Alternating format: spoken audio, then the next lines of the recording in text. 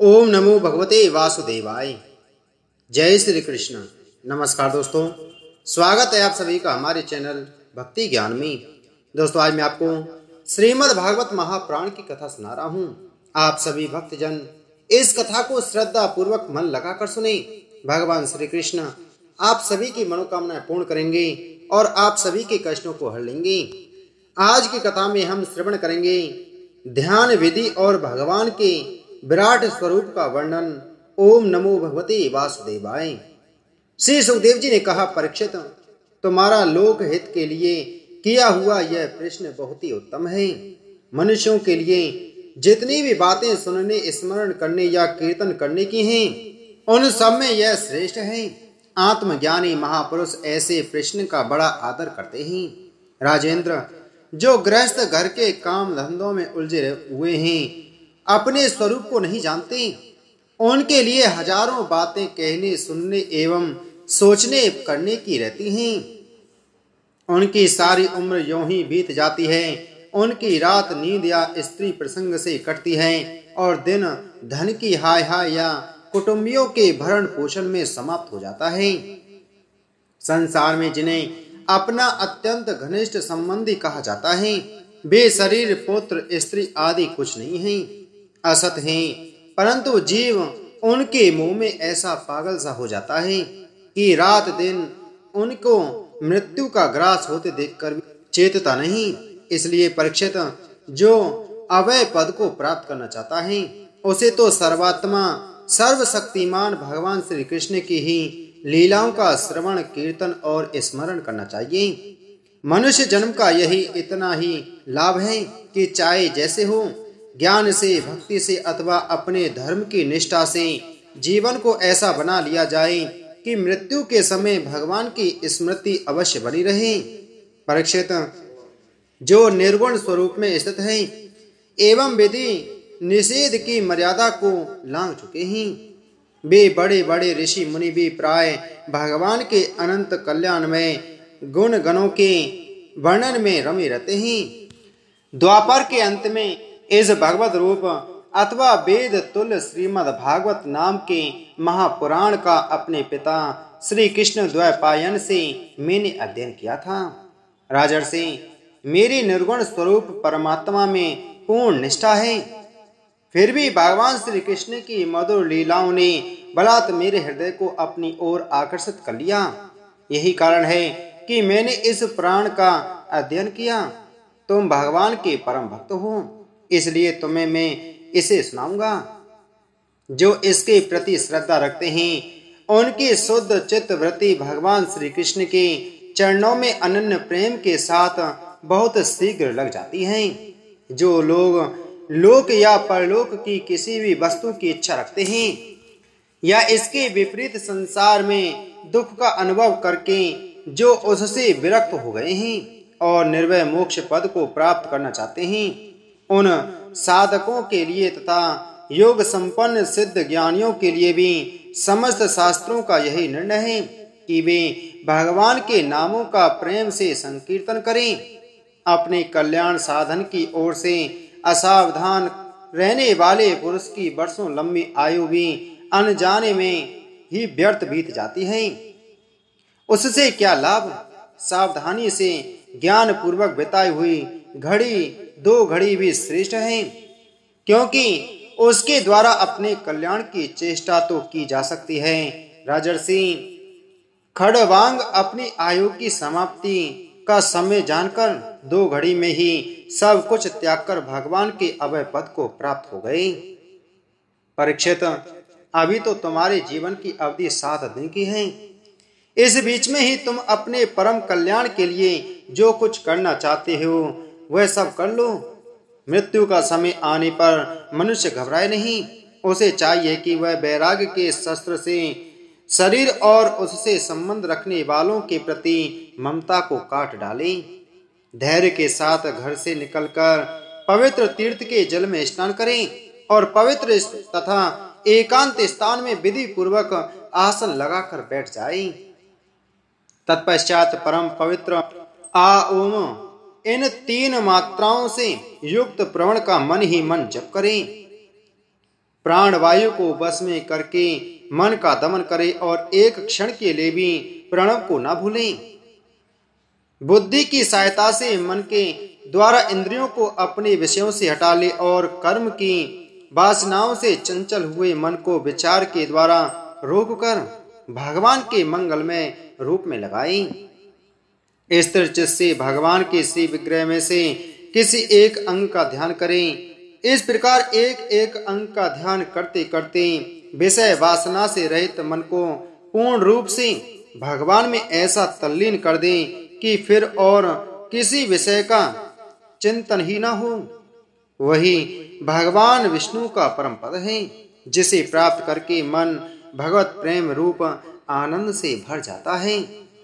यदि भगवान का ध्यान करते समय मन रजो गुण से विक्षिप्त या तमो गुण से मूढ़ हो जाए तो घबराए नहीं।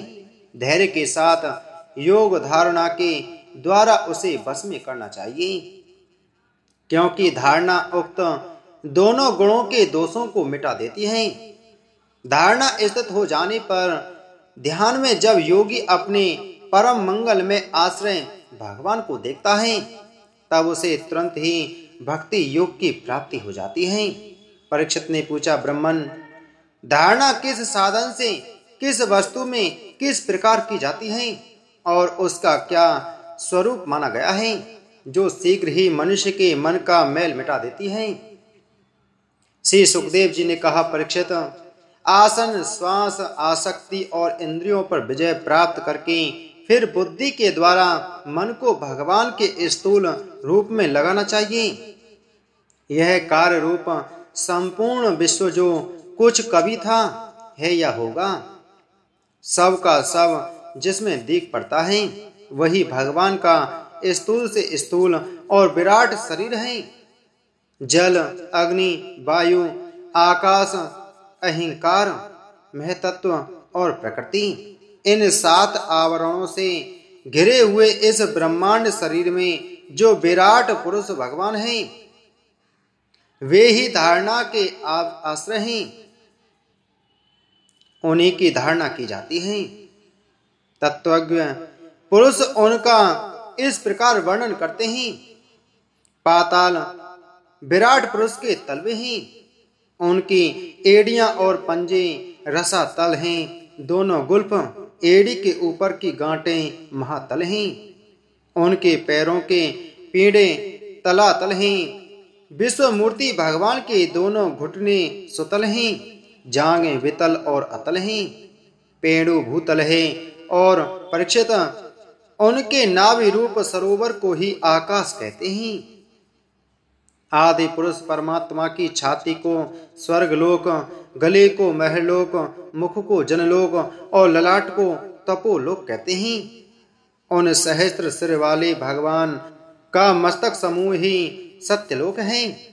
इंद्र आदि देवता उनकी भुजाएं हैं। दिशाएं कान और शब्द श्रवणेन्द्रिय हैं।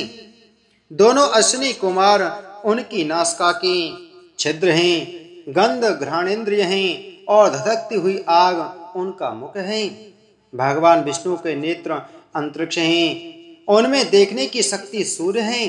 दोनों पलकें रात और दिन हैं। उनका भ्रूविलास ब्रह्मलोक है। तालु जल है और जिह्वा रस। वेदों को भगवान का ब्रह्मरंध कहते हैं और यम को डाढ़ें। सब प्रकार के स्नेह दांत हैं और उनकी जगन मोहिनी माया को ही उनकी मुस्कान कहते हैं। यह अनंत सृष्टि उसी माया का कटाक्ष विपेक्ष है। लज्जा ऊपर का होठ और लोभ नीचे का होठ है। धर्म स्तन और अधर्म पीठ है। प्रजापति उनके मूतेंद्रिय हैं। मित्रा वरुण अंडकोश हैं। समुद्र कोक है और बड़े बड़े पर्वत उनकी हड्डियां हैं। राजन, विश्व मूर्ति विराट पुरुष की नाड़ियां नदियां हैं। वृक्ष रोम हैं। परम प्रबल वायु श्वास है। काल उनकी चाल है और गुणों का चक्कर चलाते रहना ही उनका कर्म है। परीक्षित, बादलों को उनके केस मानते हैं। संध्या उन अनंत का वस्त्र है। महात्माओं ने अव्यक्त मूल प्रकृति को ही उनका हृदय बतलाया है और सब विकारों का खजाना उनका मन चंद्रमा कहा गया है। महतत्व को सर्वात्मा भगवान का चित्त कहते हैं और रुद्र उनके अहंकार कहे गए हैं। घोड़े, खच्चर, ऊंट और हाथी उनके नख हैं। वन में रहने वाले सारे मृग और पशु उनके कटे प्रदेश में स्थित हैं। तरह तरह के पक्षी उनके अद्भुत रचना कौशल हैं। स्वयंभू मनु उनकी बुद्धि है और मनु की संतान मनुष्य उनके निवास स्थान हैं। गंधर्व, विद्याधर, चारण और अप्सराएं उनके षड्ज आदि स्वरों की स्मृति हैं। दैत्य उनके वीर हैं। ब्राह्मण मुख, क्षत्रिय भुजाएं, वैश्य जंगाएं और शूद्र उन विराट पुरुष के चरण हैं। विविध देवताओं के नाम से जो बड़े बड़े द्रव्य में यज्ञ किए जाते हैं वे उनके कर्म हैं। परीक्षित, विराट भगवान के स्थूल शरीर का यही स्वरूप है, सो मैंने तुम्हें सुना दिया। इसी में मुमुक्षु पुरुष बुद्धि के द्वारा मन को स्थिर करते हैं, क्योंकि इससे भिन्न और कोई वस्तु नहीं है।